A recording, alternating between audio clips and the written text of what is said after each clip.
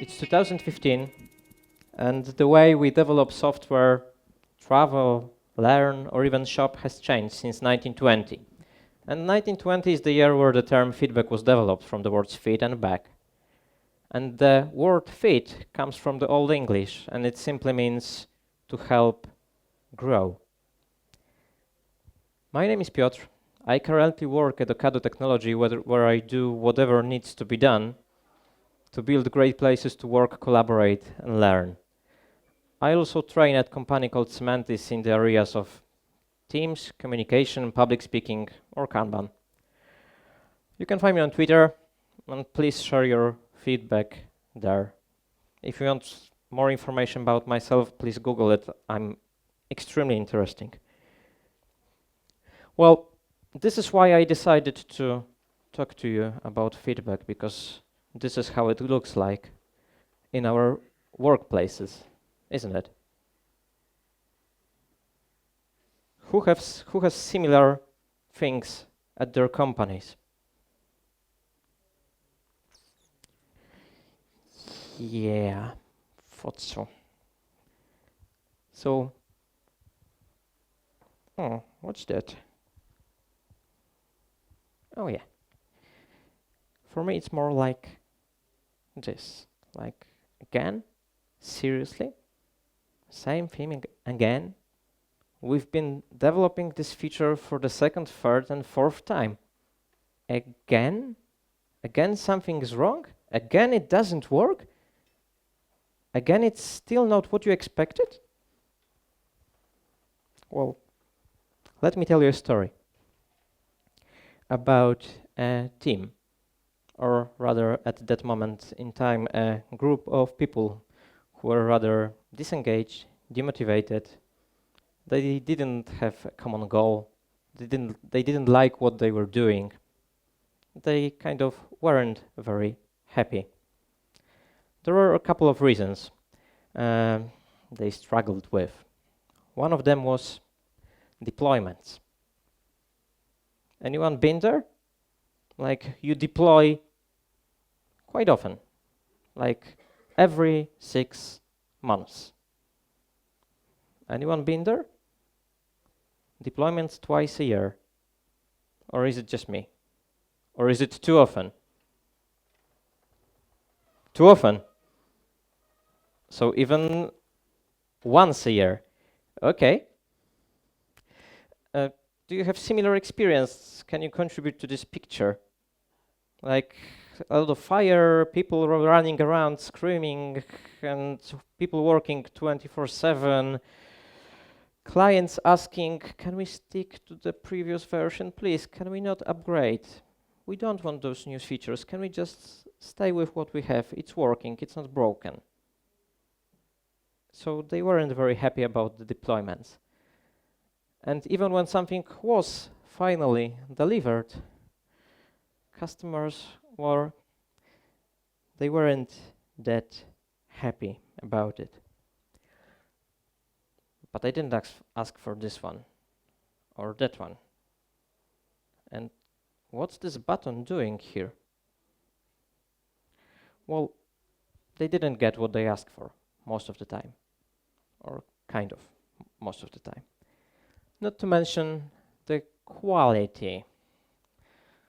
Well, you know, things were broken, they didn't work, there were regression bugs introduced. The bugs that were previously in the system were finally fixed. But clients had already delivered their business cases over those bugs. So by fixing bugs, we broke their functionality. It's life. Well, you can imagine that this didn't build a lot of trust between this company and their clients, or between teams in this company, or between the team and the management. All people were like, what are you doing here? Why is it taking you so long? I've been a programmer before, like 10 years ago, and I know that these things can be done quicker. And priorities. We all have priorities. Most of the time they may be conflicting.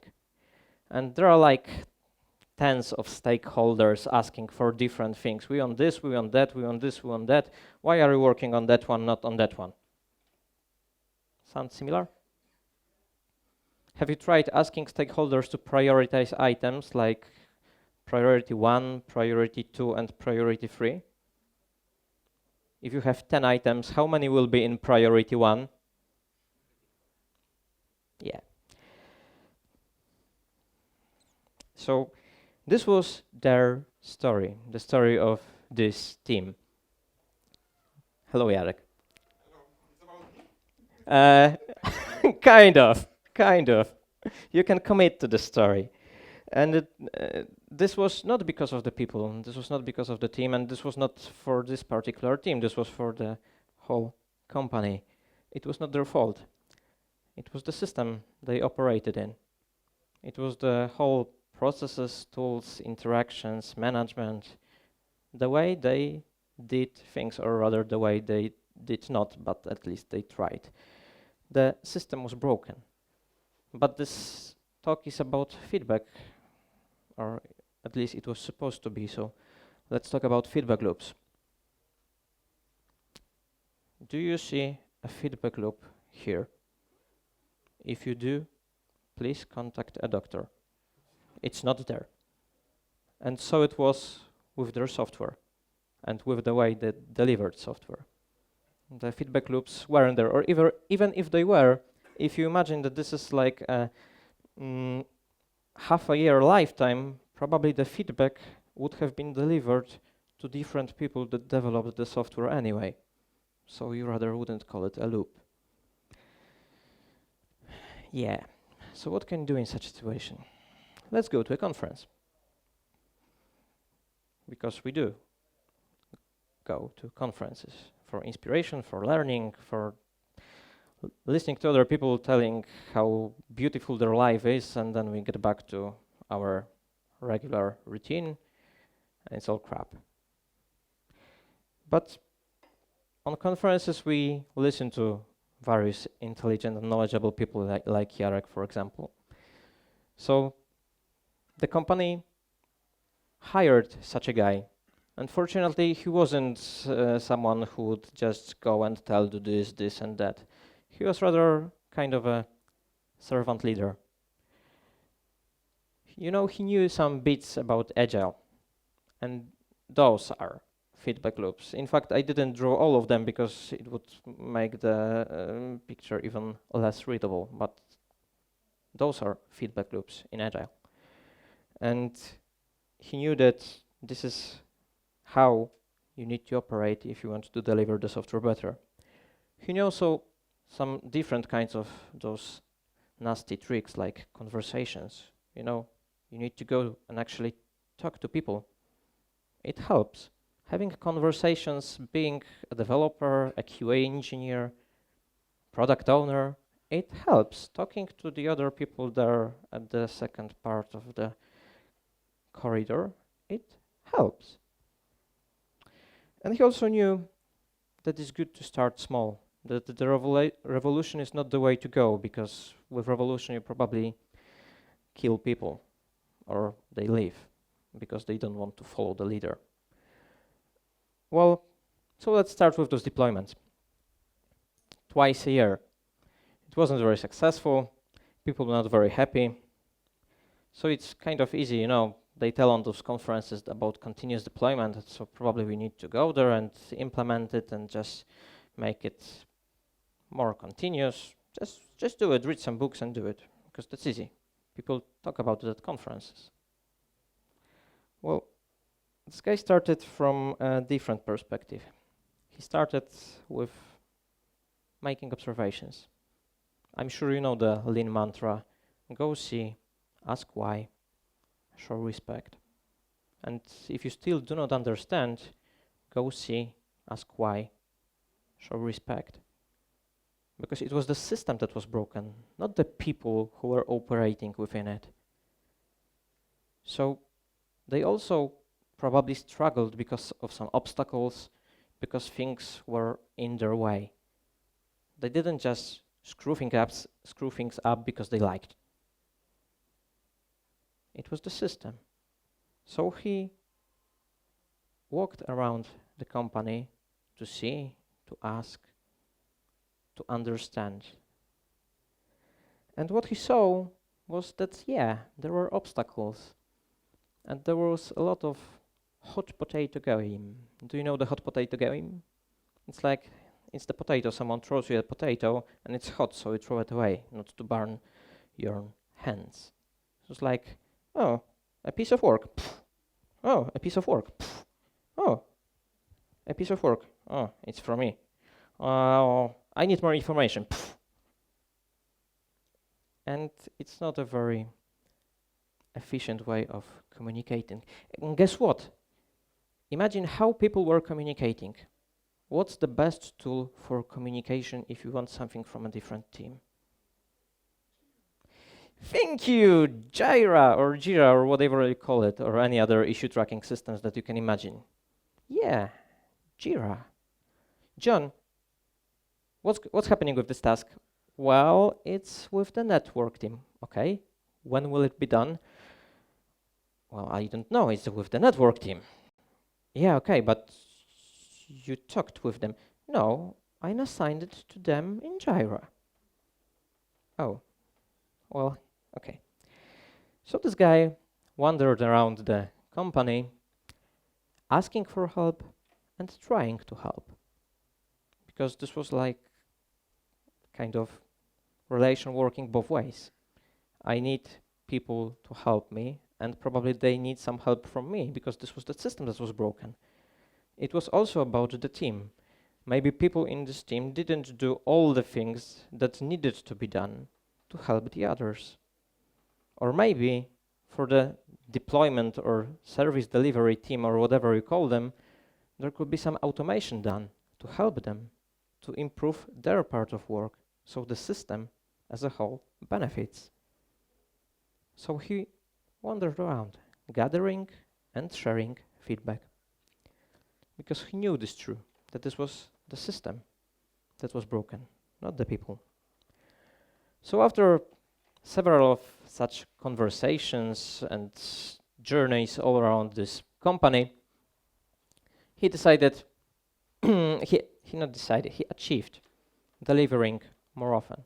Not to production environment, let's not go that far, but at least to some kind of pre-production environment, delivering more often, integrating more often, not really twice a year. And step by step, the situation improved. This was just one building block after another, after another, after another, helping other teams, trying to improve the system as a whole. But deployments was just one of the issues, wasn't it? So the customers and their happiness because of what they received. Well, please take like 30 seconds to read this big bunch of text.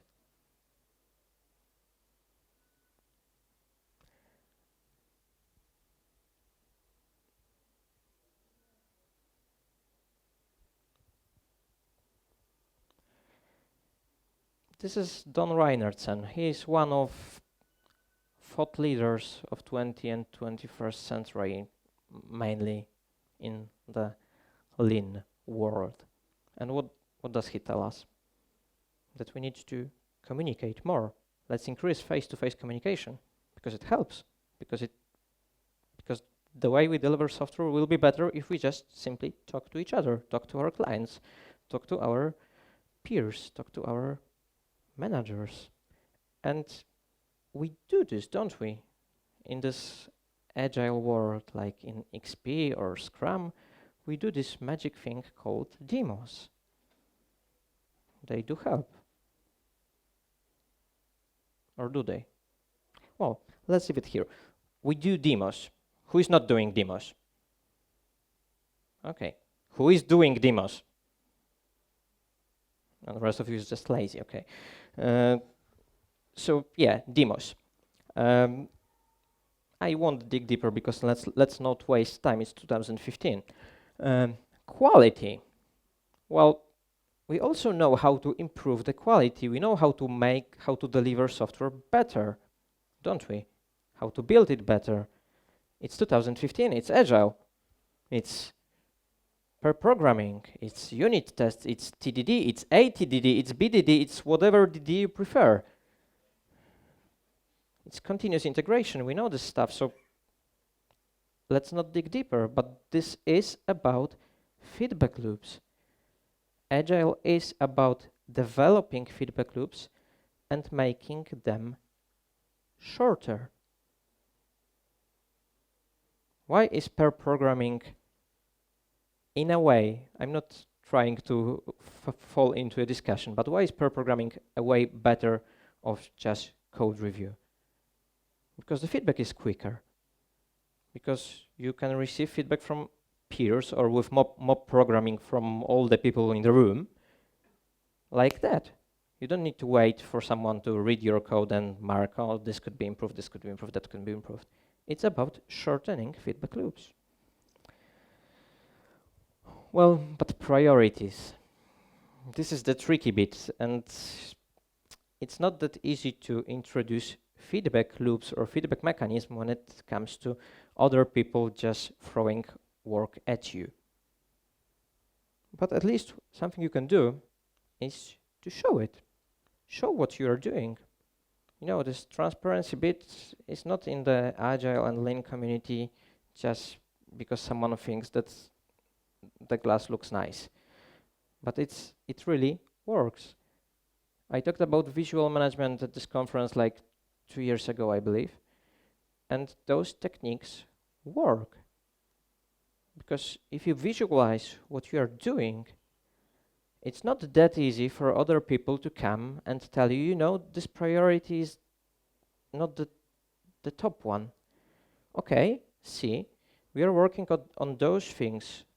Which of them would you like us to abandon in order to start working on your task? Or which of those is less important? Please feel free to have a conversation. And it's not rocket science, it's just a board. But the feedback is instant. It's not only for the management or for stakeholders, but it's also for the team. You can see a lot of work piling up here in this place. And this is the column that was responsible for user acceptance tests. So what's the point of delivering new features if they don't test them? What's the point of resolving bugs if they don't have time to test them?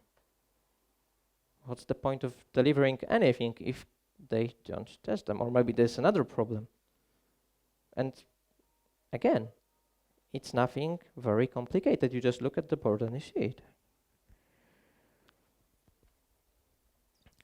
Let me introduce another example of my kind of strange experience with managers. Have you been in a situation where people were entering the room and where is everyone? Why are people not working? Why are they not busy? Well, there are those people called part-timers in some companies, and so as it says, they work part-time, and part-time they do not. So we did such a simple thing to visualize it, to help others see it, so everyone can go and see just like that, where is everyone, and is he really not working, or maybe he's just not in the office. And last but not least, team can use visual management techniques to improve by themselves. Do you know what it is? What it looks like? Anyone? Or happiness door? It's not a door. But yeah, it's kind happiness something. It's happiness index or happiness board or whatever you call it. They were just putting their feeling of their mood at the end of the day. So next day, you can easily spot that someone was pissed off, and you can discuss it, and you can try to somehow figure out what can be done to make other people's life easier. Or as you can see, there is something totally wrong with the guy in the second line. I mean, not with him, but he's not very happy at work. Maybe we can do something to help. maybe we can do something to help not only him, but the whole system. And there is one tricky bit here. It is about being vulnerable.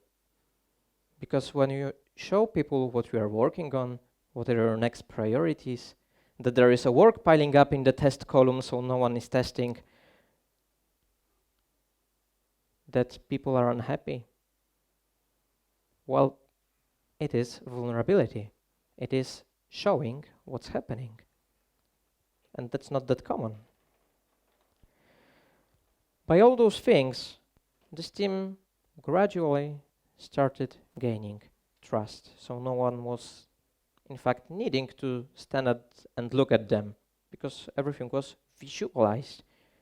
They received feedback like that. And still,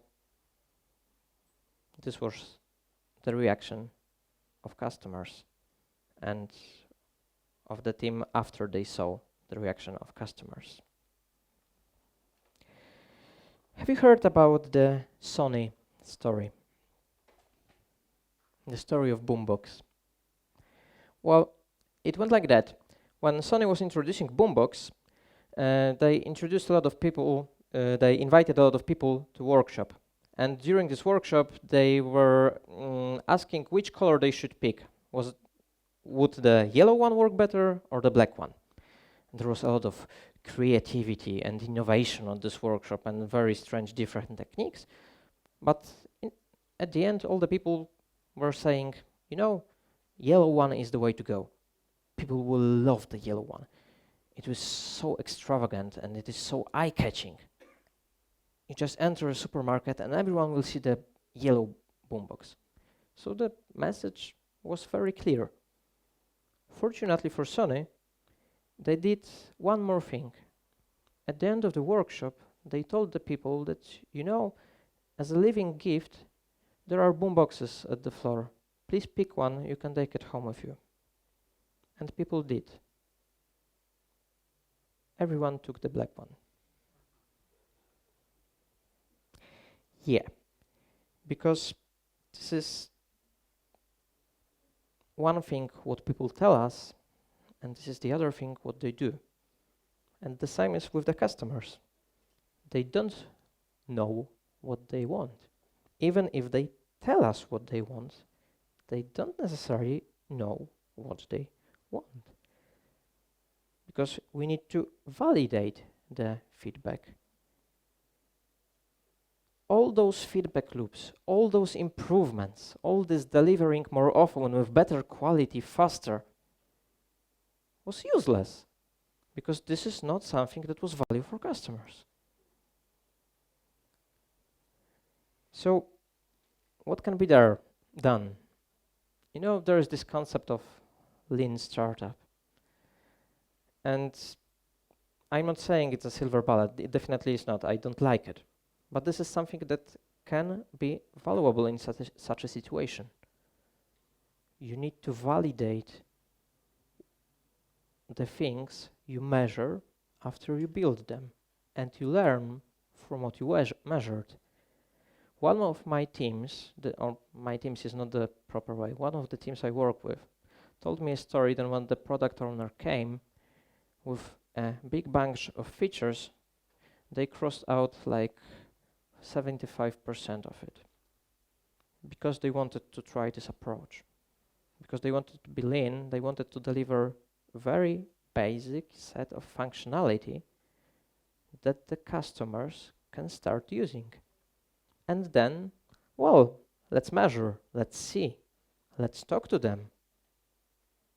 Because we may need to pivot the idea, because this big backlog of features may not be valid anymore.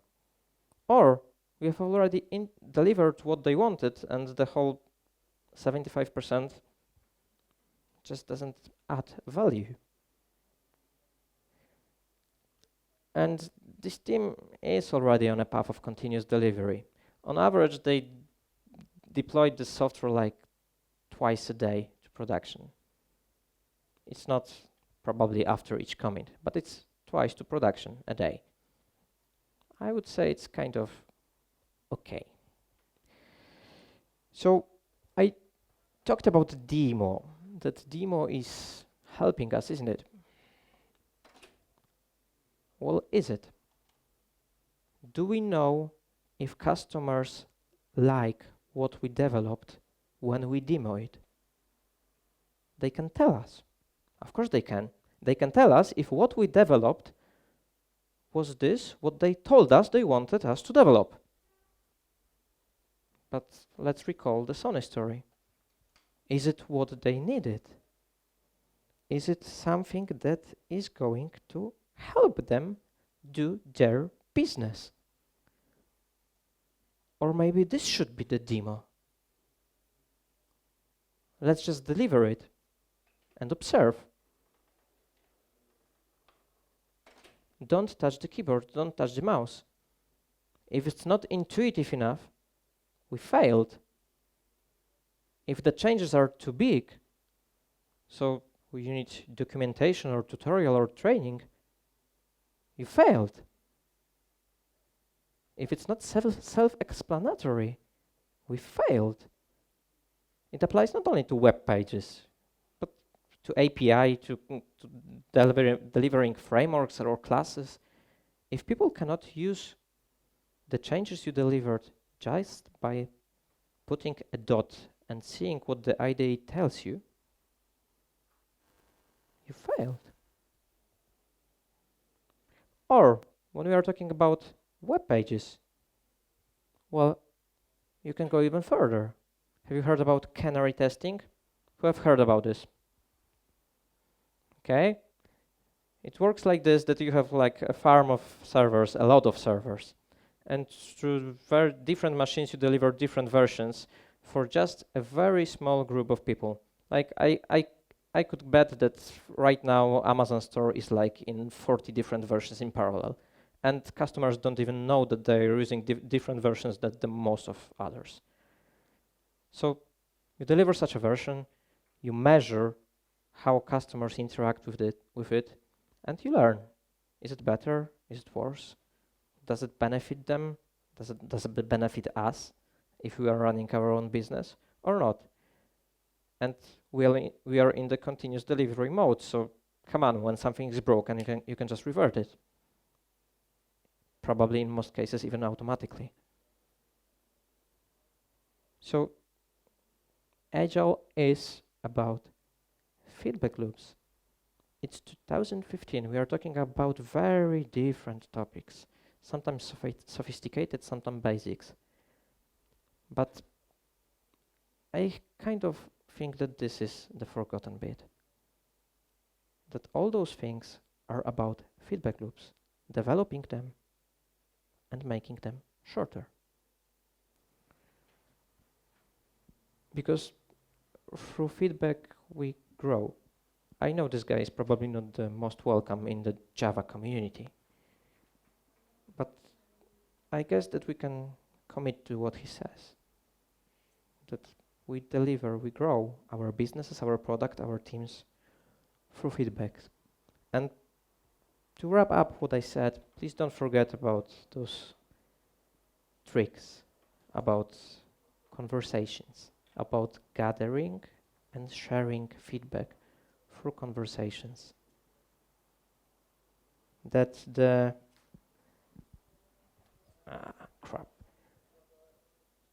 that introducing feedback loops, talking to people, having conversations will mean becoming vulnerable, will mean becoming honest, open to others, will mean showing what we are doing.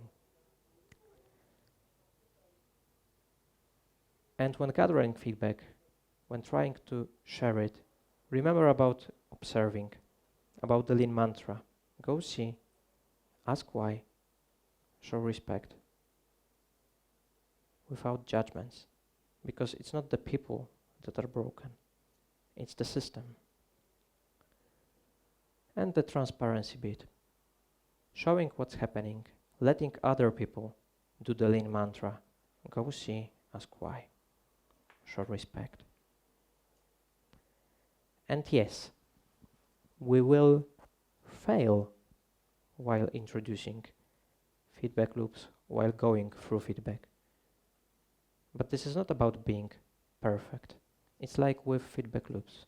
It's about being progressively less stupid. Thank you.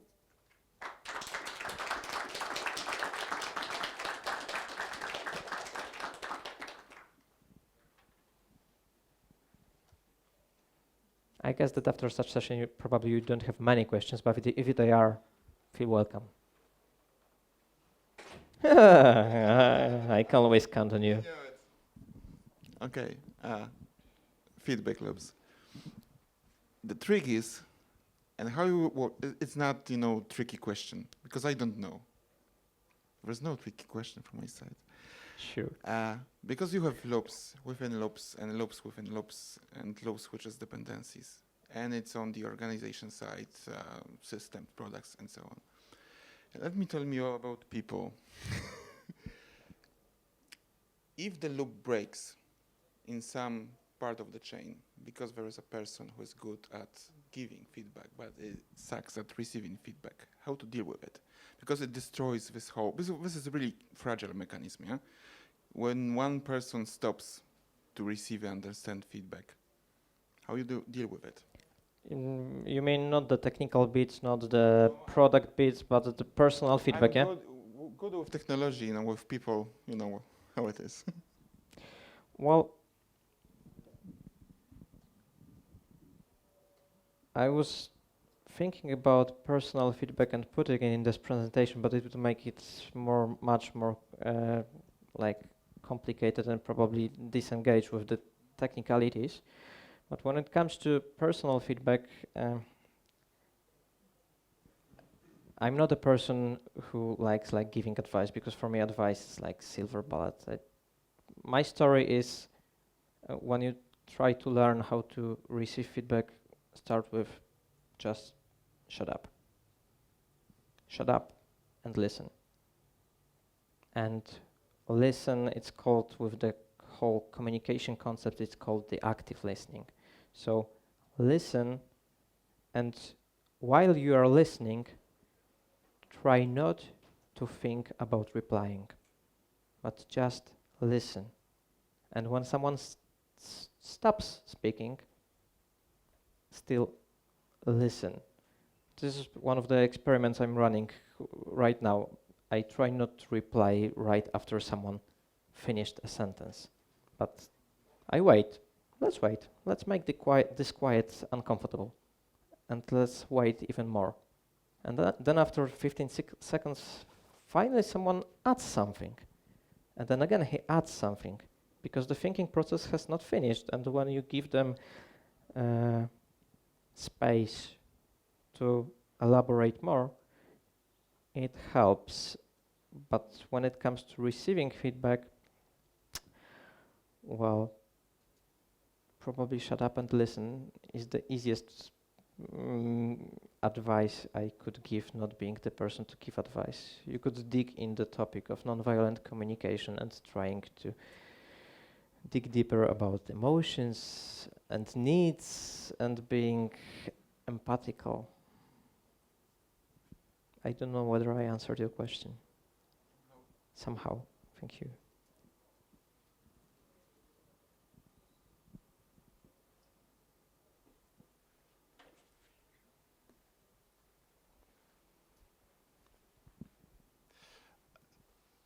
You had a point where you said we need more communication. It was in the context of face-to-face communication, which I can fully support. I'm currently working on a project which is distributed, and it's quite hard doing everything via telephone or chat or whatever. The problem is, more communication is a problem. It's a Dutch company, and Dutch people are chatting. Everybody's talking to everybody. So the question, just as a note, is it's not about more communication, it's about more effective communication. And one way of achieving this is face-to-face communication. Just as a note. It's a fair point. Just let me ask one question. Is everyone distributed, or is it part of the team sitting here and part of the team sitting there? it's teams. One team sitting in Germany, one team sitting in Holland and in other places. But the culture of that company is that everybody's chatting to everybody over every channel, and you have no responsibilities, for instance. And that's a problem. I'm not sure I can give a short enough answer to this question. Probably a whole talk about it, but I'm not also experienced in working in such an environment that much, I guess. Sorry, I don't know like a simple answer. But let's talk after that.